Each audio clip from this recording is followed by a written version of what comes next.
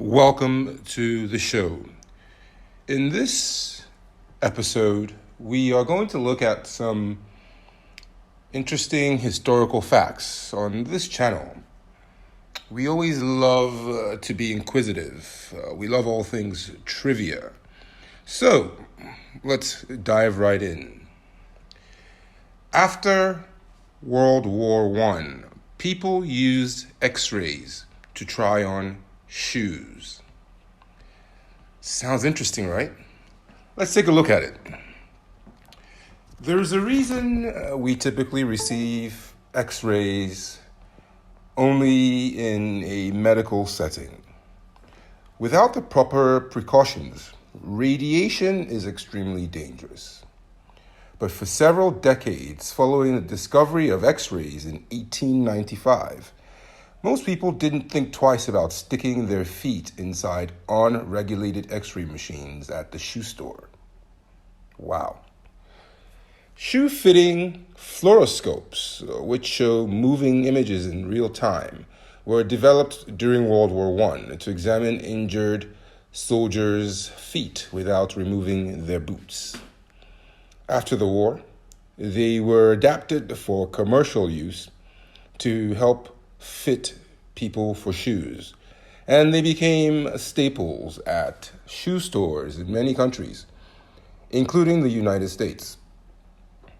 The machines were tall wooden or metal cabinets with an X-ray tube encased in lead at the base and an alcove for the customer's feet just above.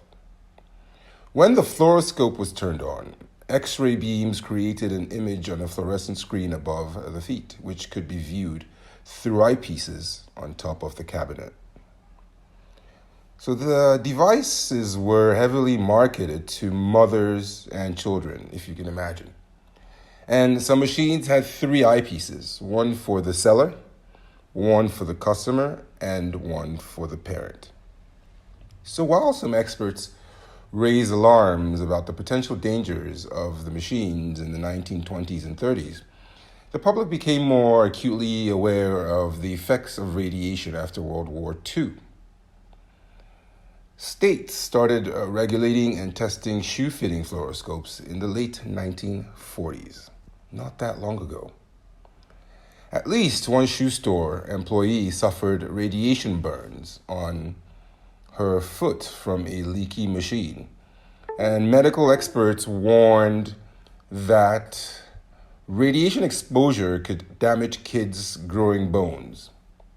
However, it's impossible to determine how many people were hurt since radiation injuries come on slowly, and nobody at the time was keeping track of who was using the machines or for how long.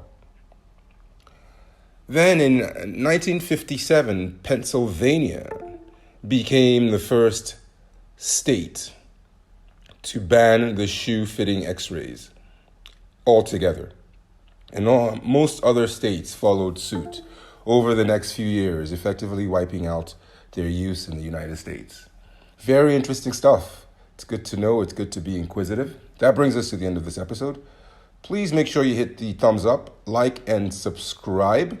As always, head over to buymeacoffee.com/Samson King to make a small donation. We appreciate it.